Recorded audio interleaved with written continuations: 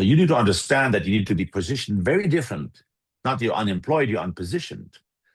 Yeah? And whether 5 years in a university, to have a university degree and you're hammering something in, has probably no value. Yeah. What is it? In the past, to be a lawyer was always a good job and it was a good income. Difficult career to have, and you have to pass the exams because the bar was so high on knowledge. What is a lawyer, Now you have AI catering it, and you can go and go and go on. This goes all through all the professions. Welcome to Played by Rules, the podcast for those tired of living by somebody else's script and ready to live and lead on their terms. I'm your host, Maggie Romba, coach, speaker, and strategist. I'm here to spark a little rebel energy and leave you with a sense of possibility. Each episode, I'll talk to leaders, adventurers, experts, and changemakers who found their way. Some loud and bold, others quiet and intentional. You'll walk away with fresh insights, inspiration, and practical tools to chart your next chapter.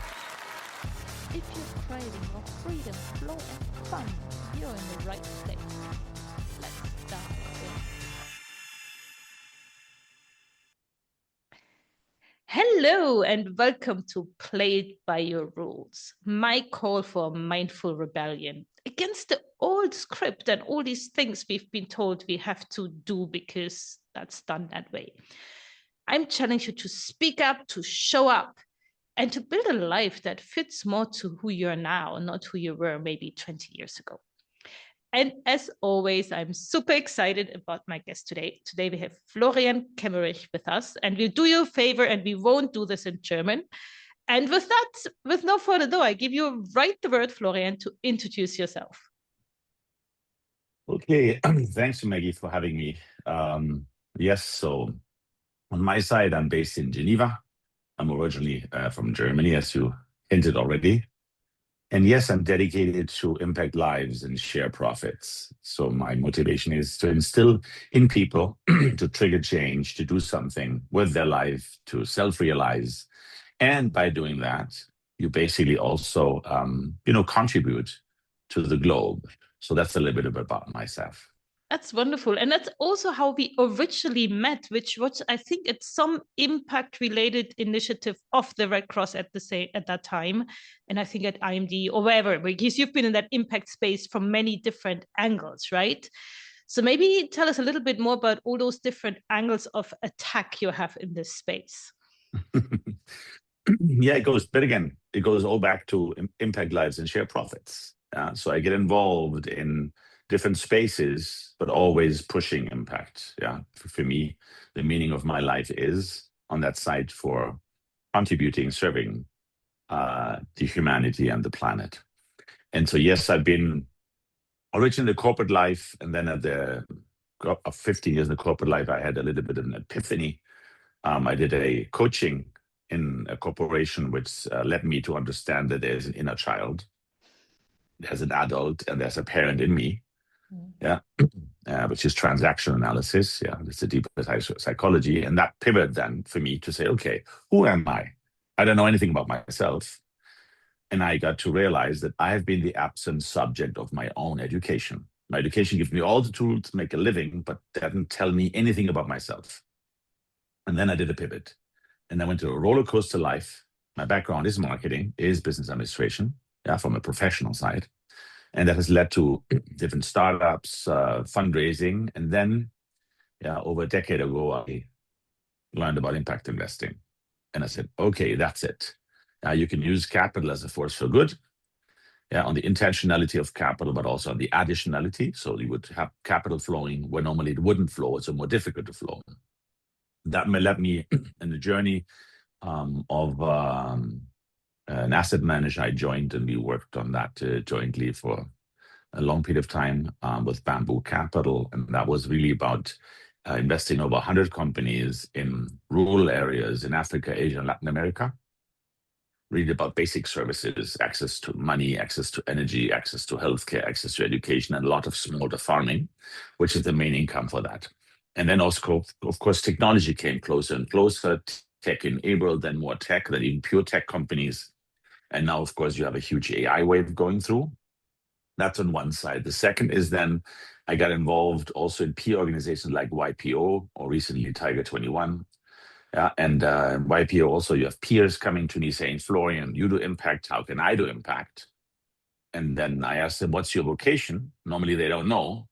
And so I developed some exercises for people to figure out what the vocation is and then how to actually, the vocation, to make it their profession. And that over many people. Then they asked me to talk to youngsters. Yeah. And then they said, oh, this is really amazing. It helped me. Yeah, it guides me. And then they asked, they suggested I write a book, which I did. Yeah. And so that's one part of the angle. Now going also in the technology space. And then I sit on some boards, non-for-profit or for-profit, all around impact, the global scale. And those are the angles where, of course, Maggie, you and I have crossed some path in the different pieces, because sometimes you on the philanthropy side, sometimes you on the development and humanitarian space, sometimes then the for-profit space. But again, it has a different facets of how I can express my leitmotif to impact lives and share profits.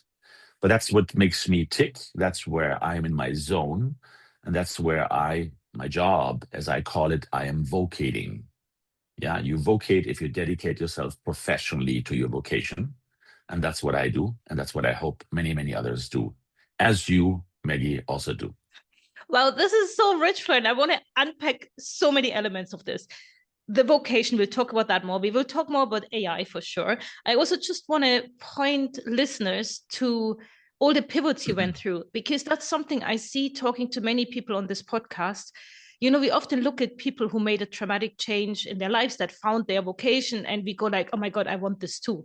But what we don't realize is the often messy path that gets there. And it's never a straight line.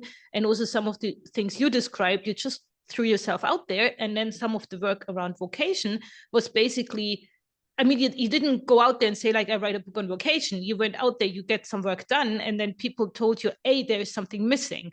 So I think that's also really important how, like stupid example, Facebook. Those guys wanted to check out girls when they started Facebook. They didn't say we're going to build the biggest social company in the world. They had a very specific thing they tried to tackle.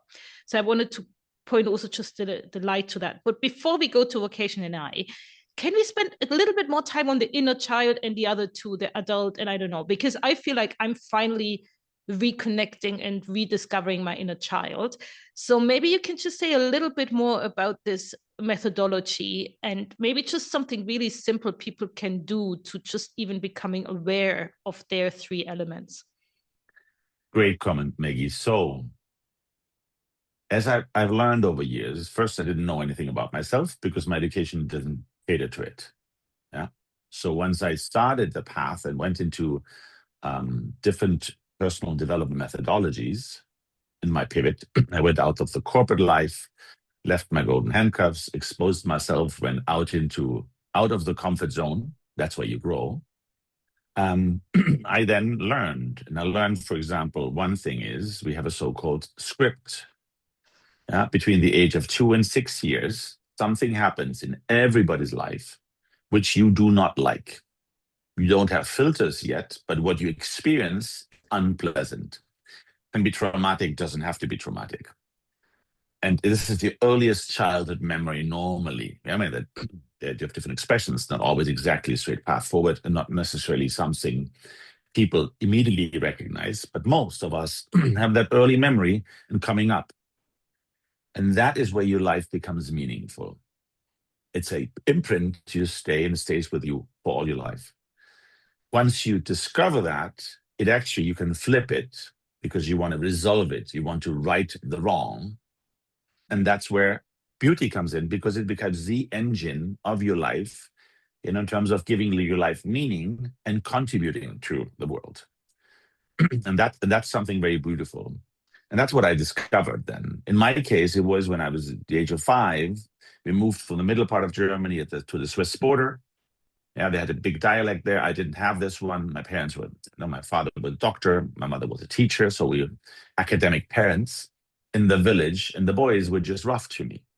Yeah, beating me sometimes, bullying. And it wasn't that I was afraid, in terms of sometimes the reaction could have been, I'm afraid. I was just asking myself, why do they do this to me? What have I done to them that they are so mean to me? And what has happened in their life that they're so mean to me? And that stays with me.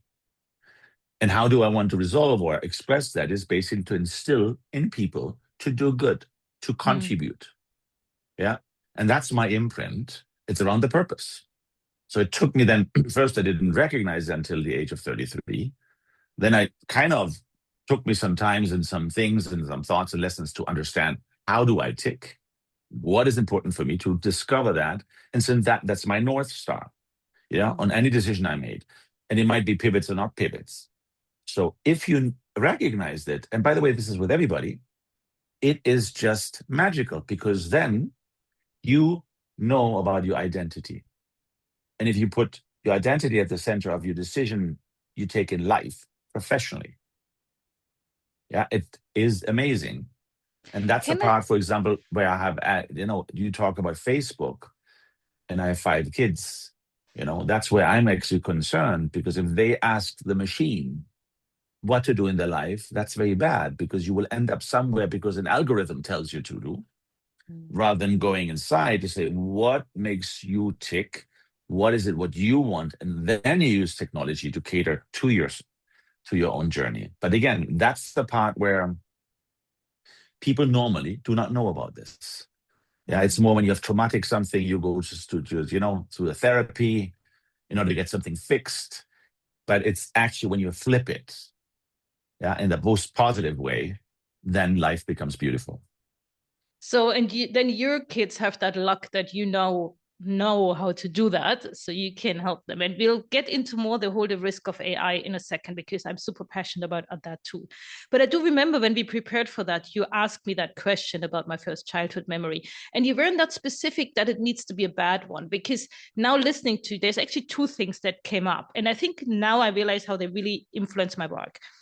One has to do with my brother, and maybe boys are tougher to each other, because I do remember that he was struggling, and I felt, I'm the younger sister, but still I wanted to also help him, and I couldn't really help him. And maybe that's why now I try to help everybody else, because, maybe there is something linked to that.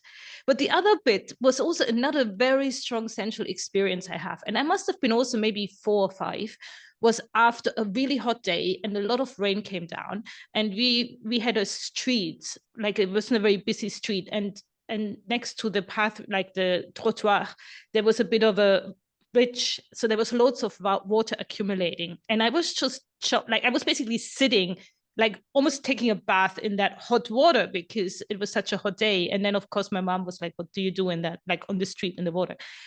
But it was such a sensual experience connected with nature and the elements. And that's still something really key for me. For me, just nature is such an important element. So yeah, it's really powerful work. So for listeners, I would just encourage you to just start getting curious about that, and even just see if you find a childhood memory that could point you somewhere. Megan, you refer to my kids. As a parent, it is not easy, because the parents are a factor. You talked about the inner child, the inner adult, and the inner parent. The parent interferes. The parent corrects. The parent is, because you're afraid, you want to protect your children. In a sense, what you do is not necessarily helpful for your kids. And it doesn't mean that your kids say, oh, yes, daddy is on his purpose trip. I want to know the purpose too. It's actually sometimes the opposite, saying, yeah, he does this thing. I don't want to do this. I do different. And that's one of the parts which actually was some of my an expression of my concerns has led me to do what I do today. Because I saw that they would not necessarily cater to their purpose, especially the younger ones. I have 5 kids. But my eldest daughter is an example, because her purpose is caregiving. And she basically then studied psychology. She does Reiki since many years. She does dance therapy. And then she was testing different things. She lives in Canada. She was testing different things, what to do. She went also into teaching, but teaching is not her vocation. So she wasn't happy. She went to elderly care and she loved it. But what frustrated her is, as an employee, you have other colleagues around. The colleagues don't have necessarily the vocation. And then it becomes not very nice. Not with the residents, that was nice, but it wouldn't. And then she decided to become a doula. Yeah. And so as doula, she's independent, she has her clients, and she actually told me, you know, Daddy, I cannot believe that I'm actually getting paid to do that. It's amazing. And this is where it goes when you're on your zone. So I can tell that of my eldest daughter, that's the case. The others we will see. But what concerned me is that my youngest children, specifically, they're 17, they're twins, boy and a girl, they would not focus on their vocation.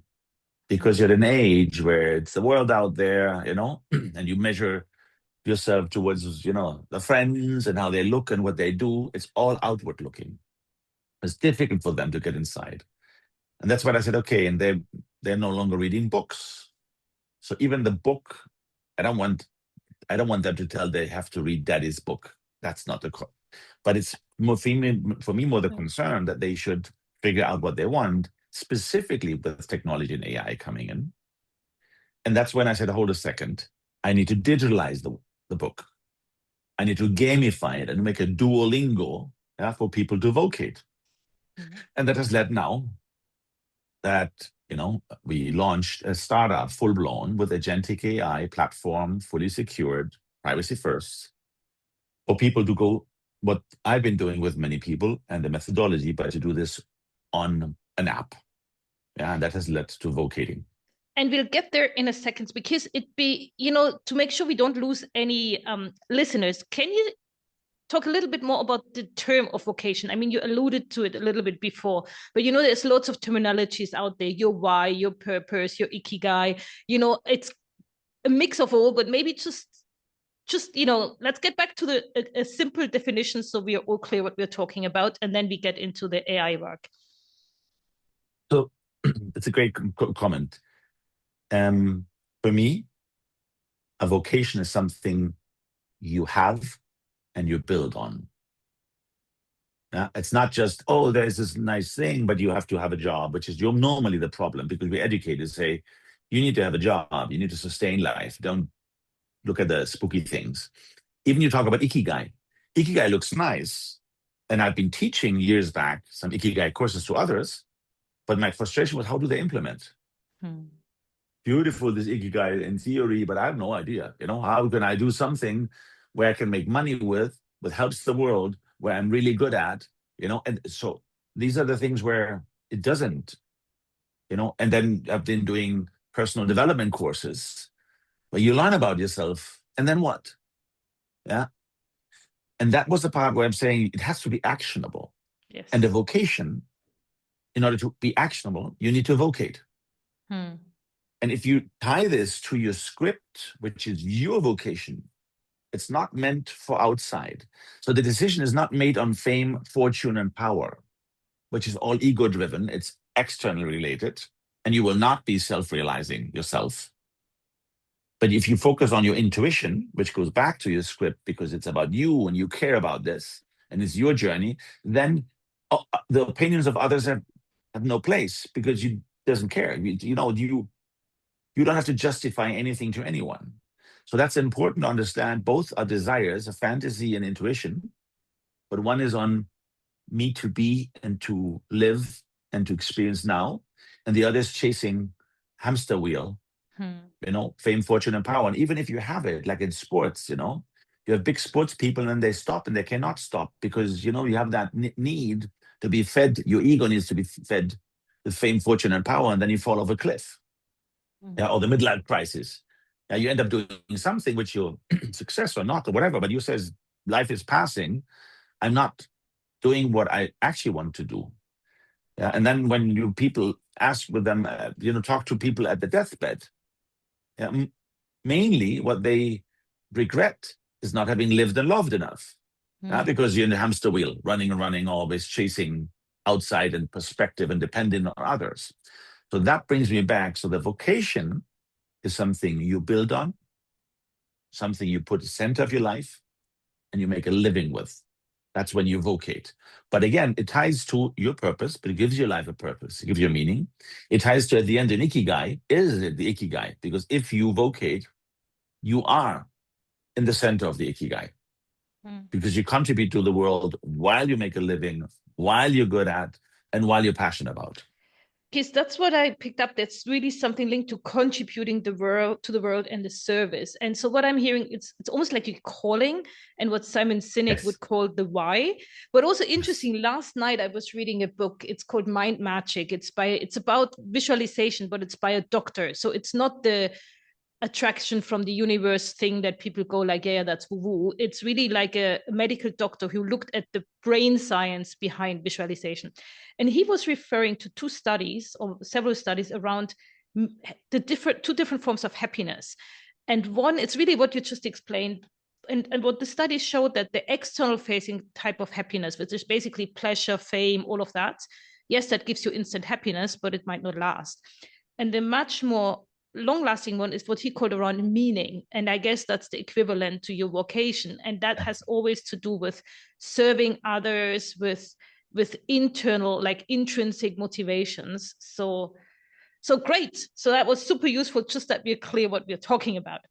So now let's get back to AI, because as I told you, this topic for me is also really high, because I mean, I'm a huge fan of a lot of what AI can offer. And I'm really scared what it will do to us. I mean, not just in the sense of potential job loss, job efficiency. I mean, that's part of the risk. But I see the risk, what I call outsourced thinking, and you alluded to that too, is that we get more and more into the habit of just asking AI before we think.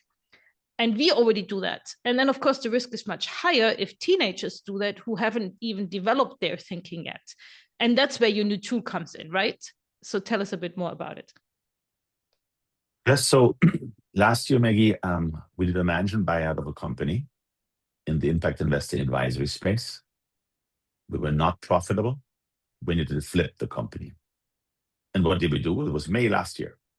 We basically automated all processes as much as we can so that we have very few people, more the ones with the clients, and can deliver a better job at a much lower cost of operating. 70% of the people left the company, especially young people. Yeah, the work was much better, much more tailored. We didn't have to fight for high prices because the value is very different. Complexity came in of 15 years history. We can tailor it to different needs and specs of clients. Much better.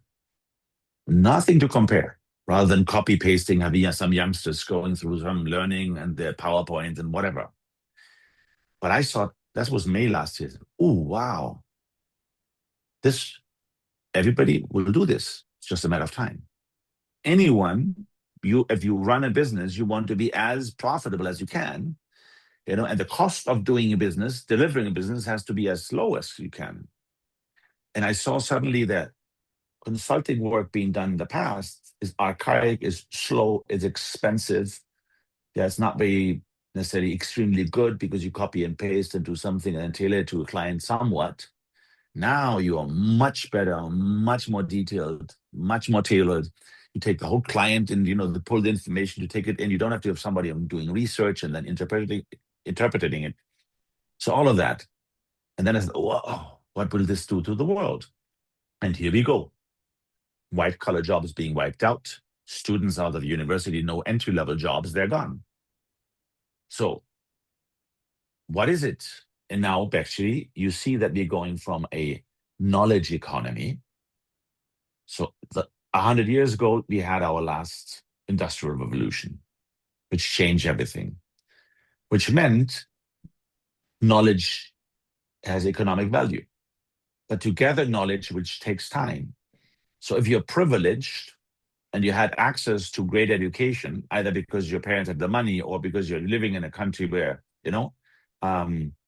education is at a good level done and given by the government, basically, public, you could, over years, accumulate knowledge, then you go into a job, and then you climb up the ladder, and you have seniority, and you know better, which is slow, many years.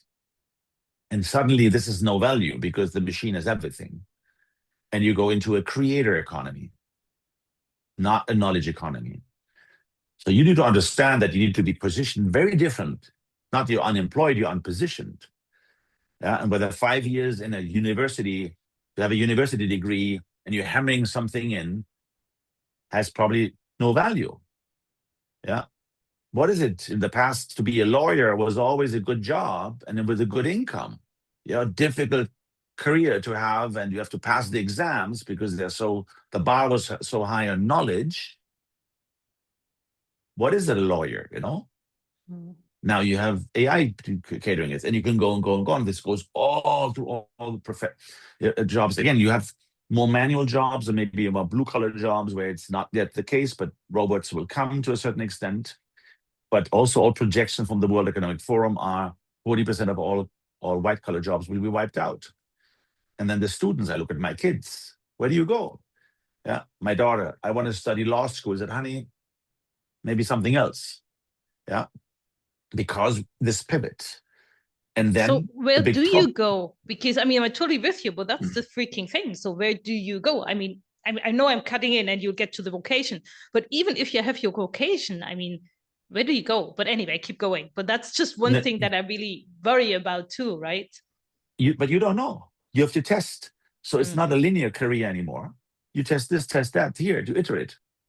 That means also, if you don't know your why, and you will ask the machine just what to do and where to do it, you will end up like we did, or many of us did, in the midlife crisis, where you say, I'm doing something and I'm not doing what I want to do, what I wanted to do.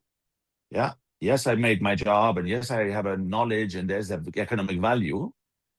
Now it is totally flipped. Recently, out of all companies, the CEO of Palantir, yeah, I read this, said 2 people will have value in the AI economy. It's neurodivergent people, which normally in the old system were out, because now you can actually do what you want to do and you don't have to ask someone else, because it has been never as cheap, as fast, and as precise with AI. And purpose-driven people, because you know your why, and the what and the how is just catered through technology. Yeah, because you actually decide from a why to what, which is your vocation. And then it's just the how. And the how you prompt and you check and you test and hear. Yeah. And you can do that much bigger. It's also foreseen that today, so far until at least last year, we had 1% of the world population, or 1% of the population are basically entrepreneurs. Yeah. The rest were all employees to a certain extent. This will go over 20%, because a lot of people come up with a brilliant idea. You do not need to be educated. You can educate yourself through the internet and through AI. Yeah, you do not need to accumulate many years. Yes, you have to have certain understanding, but it's even, I read this recently. They say in 5 months you can have the know-how of what to do, yeah, instead of 5 years in university. And so this changed everything. So creative people, people who want to resolve something, people who want to translate something, suddenly can do so. So that means the mindset of how to create an economic value is fundamentally changed. And nobody knows how it will be in 5 years. Yeah, but for a student to go into university now and see where you land in 5 years, and in the US even worse, why would you spend $300,000 or $500,000 on a study which doesn't guarantee anything in the future? Yeah. This so resonates because, look, this is a book I'm reading right now. Not sure if you see it, but anyway, listeners won't see it, so I tell everybody. It's called How to Raise Entrepreneurial Kids. And, I mean, my kid is much younger than your kids. He's only 8. So I'm like, okay, what skills do I want him to build today that he can be one of those 20% if he wants to that either become entrepreneurs or at least come at it with a really entrepreneurial spirit. And it's a really cool book because it starts saying like just really practical little skills that you don't necessarily learn at school, because school is so one size fits all, getting everybody at the minimum possible level. It's actually discouraging many of those skills because they're often the rebels in the school. Like the stuff that you shouldn't be doing is actually exactly the things you should be doing if you want to become an entrepreneur. So yeah, just to say there is already some, I think there's some good books already out there or some good tools to really start thinking ahead. Because as you say, if, we have to guide the younger generation to be ready to live in that environment, right? Maybe yes, but it's still skills oriented. It doesn't address the why. That's true. It doesn't address who are you at your essence and how can you best flourish from that.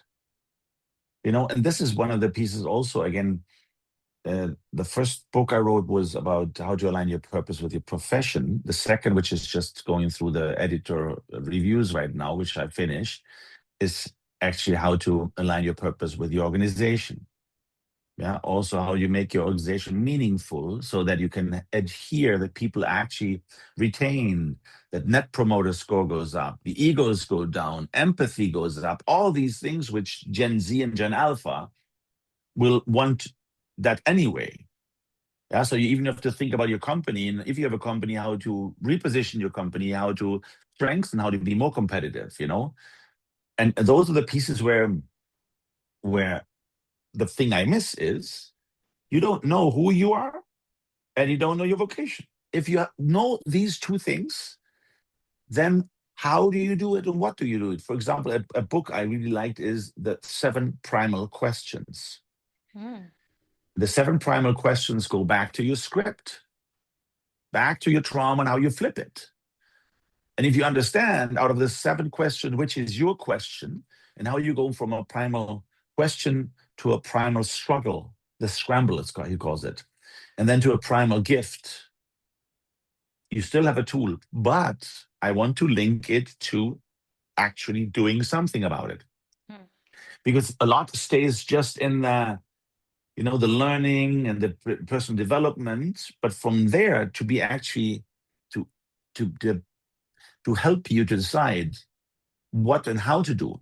Because yes, you can try to instill into your son to become an entrepreneur. Please become an entrepreneur. And probably it's the right thing to do now with AI coming up, because you have to iterate and you have to take risks. And it's not just having a safe bet of a safe job like a Gen X for me, was you study.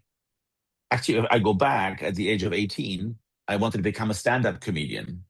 And with music, I had my band. I was in Carnival, Fastnacht in Germany, and doing sketches and entertaining. Because for me, comedy is a way to numb out my pain, out of ordinary life. And I still do this. What I most like to watch, even on social media, is comedians, just because, they make me laugh. They take things lightly. It takes anxiety away. It takes the heavy of the life away. And I wanted to study that. And I had my art school already decided and these things. And I had a conversation with my father. And my father said, you know what? There are a lot of artists out there not making a living. Maybe you want to study something normal first, and then you can try. So I studied the normal and I stayed on the normal. Yeah. And so that's the point where today in technology, you better figure out your why and your what, and then to see where you land. And yes, it can be entrepreneurial or not. It can be independent. Yeah, there are many ways how you can express it. Yeah, but we are very quickly jumping the gun on a skill and saying you have a talent, you should do this. If you go into the ikigai, what are you passionate about? And normally that's not linked. Of course, if it's fame, fortune, and power, the passion of nourishing your ego is not your why. Yeah, and so those are, if you look at the 4 components of the ikigai, you need to bring them together. And that's your North Star. So therefore, Maggie, what you do with the book and for your son is good. It's a skill set. It doesn't address who he is. and it doesn't address his why. He's 8, so now I get your book with the 7 steps. So I have time to work on that too. So tell us more about that, because you did mention you have 7 steps, because I guess some of those steps are reflective, but some of those steps are probably also like getting started, testing things. So what are they? Yeah, the first step is actually you do personal development, you know who you are, and then if you listen to yourself, you go back to your childhood, you go look forward, and you cut out the noise, you go inside, because the reference is not outside, it's what makes you tick. And then you define your vocation. Once you have the vocation, then and you know about yourself and you have a vocation, which is the first step, then the second step is actually the theory of change. What can you do with your vocation? Yeah. Once you have that, the third step is, okay, which are sectors or community you actually contribute to? Yeah. To arrive on the fourth step. And the fourth step is you do your basically personal, professional business plan. Your vision board, what you actually want to do and solve for, and how you want to do this, what are the next steps and how you can do this. Yeah. And then the next steps are more the execution. Yeah. One is understanding if you go out of your comfort zone and you put yourself up to stress, it is healthy for you. Yeah, because it's your challenge. Very different to being exposed to something difficult outside, being stuck somewhere and you go towards a burnout. Yeah, the stress, the self-inflicted stress is positive. Then another component is it shouldn't be about you only. It should be about the others.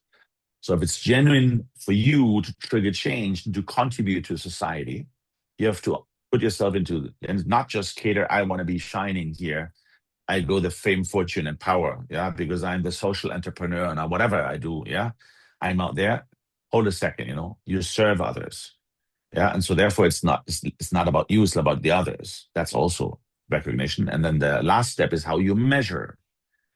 In the measure is also, again, what is in for you, but also what are you actually contributing to? Yeah, society or planet and things. And again, you don't have to do a huge pivot. Yeah. If your vocation is, to become a chef cook, it is amazing. If not, it's a brutal job because of the working hours and these things. Only if it's your vocation.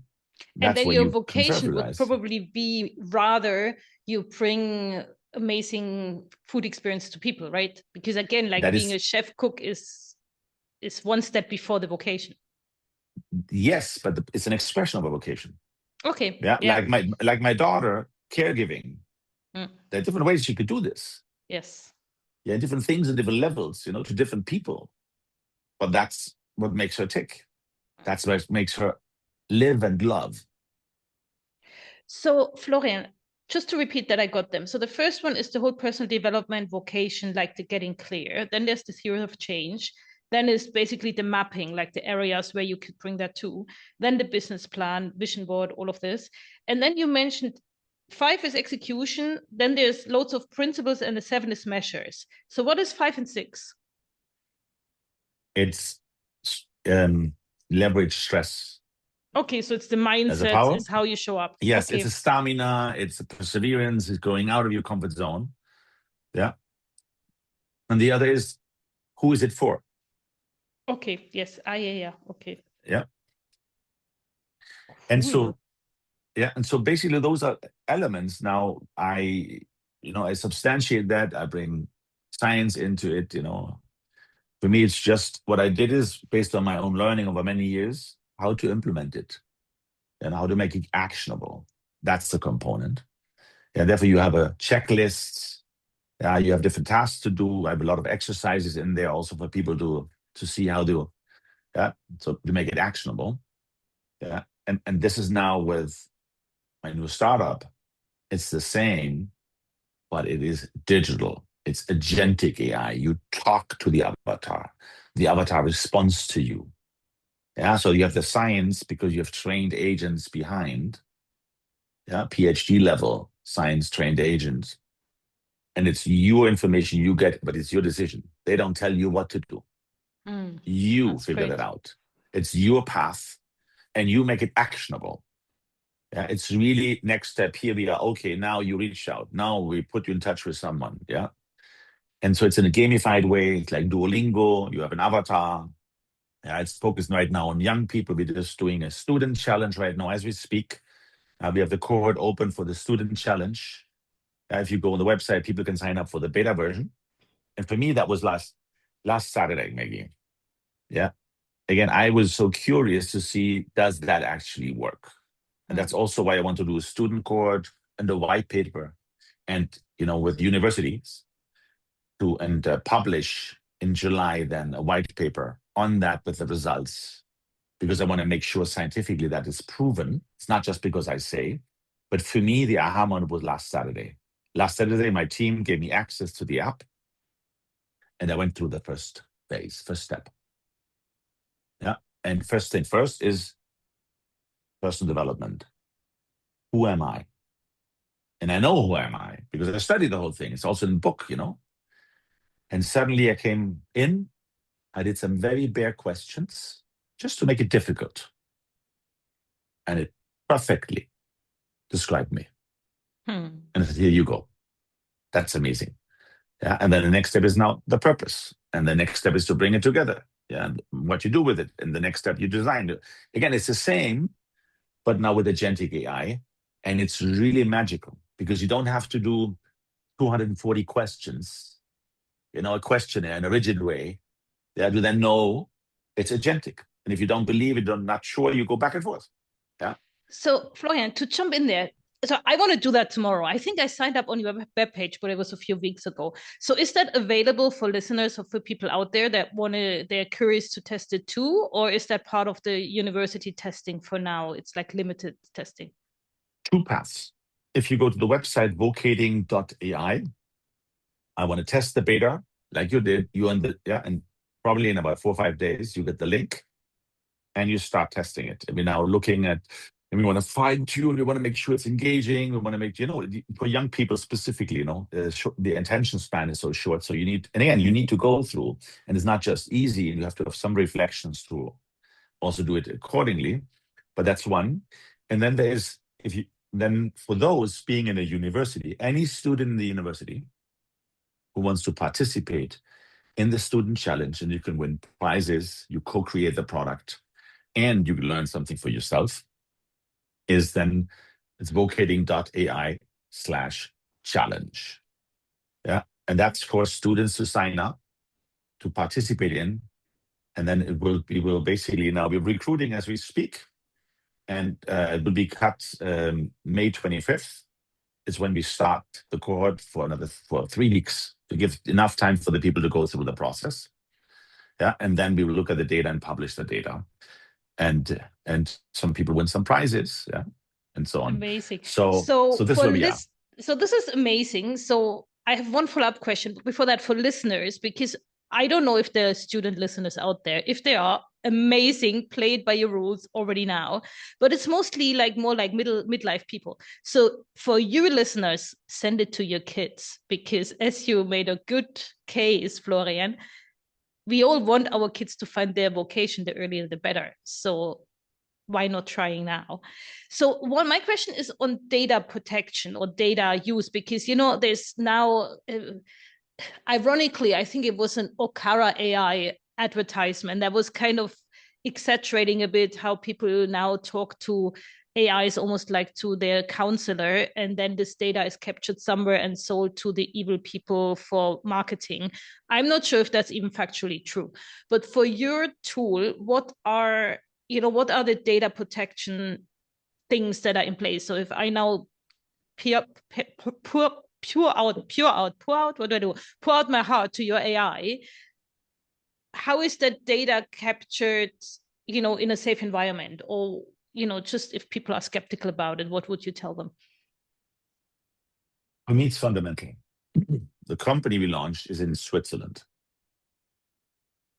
It's according to the AI Act and GDPR rules. I do not want to finance the company through ads where you sell the data. Therefore, you want to protect it's your data. Also, the agents are trained in a way This is not psychology doing therapy. It's an ed tech platform where you figure things out based on science, your why, your what, and then the how you can do, and because you basically use technology for that. Yeah. So therefore, it's a privacy first. I, I'm asking to my kids to do this, and they're now excited and going through the process. I'm inviting friends and say, hey, talk to your kids. I would not be here ethically to invite people if this is not something where privacy is a paramount. That's why I didn't create the company in Delaware, quickly do the fundraising and then scale. It's in Switzerland, because the protection of the data is according to the EU AI Act and GDPR rules. And the monetization will go only through the value someone gets, because at the end, if you get trained or you know better what you do in your life, and then you have a job and you can basically implement that, it's not just a game, not as a social media. You pay some money for because it's an ed tech tool for you to actually have a better positioning to succeed in the economy going forward. But also, Maggie, it's not just for young people. Because the whole thing started actually with me, people in the midlife crisis, people talking to me, Florian, you do impact, how can I impact? And I asked them, what's your vocation? That's how we started. Then it worked with them, and then they asked me to talk to their youngsters. And then I did also some universities and workshop and these things. But for me, the important part is data protection. It will not tell you what to do. It That's would great. tell you, it give you the information for you to make the right decisions in your life. That's amazing. And as you say, I mean, particularly in midlife, that's where we go, whether you call it a crisis, I call it an opportunity. I felt like I had my first midlife crisis in 20 when I moved from private into humanitarian work. And then I had another one 10 years later. So I think it's also, it's good to constantly challenge yourself. So as you say, I mean, this is probably good for anybody out there to do and to check back in if we're actually clear on what our why, our vocation, our calling is. And if not, maybe to finally discover it. It'd be amazing. So, Correct. Florian, before we jump into the quick fire burst questions, I just want to see if there's anything else you're burning to share, to say right now. There will be a wrap-up question at the end. So we're not wrapping up yet. No, but for me, the important piece is things are changing at light speed. I just want for people to be aware. It's a little bit like COVID. Oh, COVID is far away. Wuhan is far away. Oh, the poor Chinese. And then all fine here. My life goes on until boom, because it's exponential. The same is happening here. And it's everywhere. And you cannot stop it. So you better understand how you best navigate your thread through what we're up to now with that industrial revolution. And therefore, please find your why and find your how. So find your why and find your what, because then you can express the how with technology. Wow. And yeah, that COVID example really hammers it home. So yes, and what I love about it, I think everybody is worried right now, but there are not many solutions out there. So you have something really practical. You say, just do this. So people just do this. But we'll get to the wrap up in a second. Before that, I have 7 questions for you. And I asked them all my guests. And the game goes, I throw the question at you and I challenge you to answer with one word. And I know that's tough, but maybe one idea. I mean, as concise as possible. Ready to go? Okay. Cool, Ready. let's go. One belief you had to drop to live your way. Ego. A place that cracked something open in you. Chiapas. Huh? Where's Chiapas? It's Mexico. in Mexico, yeah. So I always want to ask follow-up questions, but I stick to the script. One thing you had to unlearn. I'm trying to put this in one word. This is tough. Okay. You can have 2 or few. I had to unlearn not about me. Goes nicely with the ego. So yeah, seems a big one. What's your non-negotiable right now? Impact. The boldest risk that you took and that paid off? Entrepreneurship. One word for your leadership or your life in this chapter? North Star. And what is the ripple you hope your story creates? Awareness. Thank you so much. You've been really good. It's so hard. I did it myself when I launched those questions. It's really difficult. So yeah, thank you so much. That was super inspiring. I love, it's so hard to bottom line to one word. And it's really interesting to see how there's a lot of similarities, but also very specific answers depending on who you talk to. So really, thanks a lot. I'm just launching myself into entrepreneurship. So I'm really happy to hear that was the boldest risk you took and that paid off. So as we wrap this up, is like any leaving words, any other tips? I mean, I will put your website and to this to the vocation. It was Vocating AI, I think. So where could people find you? Any other parting words you would leave listeners with? The 2 pages, yeah. One is on-vocation.com. Yeah, it's more about the background, my history, and these things on that. And you can reach out to me. And then vocating.ai is really the new app and the new journey. Fantastic. Thanks so much for being here, Florian. That was really insightful, exciting. I'll try it out right away. I'm quite clear. I've spent a lot of time working on my why, but you always learn something new. So and I'm a curious person, so I absolutely want to try it out. So yeah, thanks a lot. Yes. Yeah. And before the why comes the who you are. So there's a learning before going to the why. So the app will help me with that. Yes. Wonderful. So thanks so much. And yeah, have a nice day. Same to you. Thank you, Maggie, for having me with you. That's it for today. If this stirred something in you, don't just sit on it. Do something, anything, today, right now. Take one small intentional step toward more freedom, flow, and fun. And see where the ride takes you. If this hit home, follow the show, share it with a friend, or leave a review. That's how we ripple this energy. Want to go deeper? Head over to mindset/mastery.ch for coaching, tools, and next steps. Until next time, trust your gut, stay curious, and keep playing by your rules. Bye for now.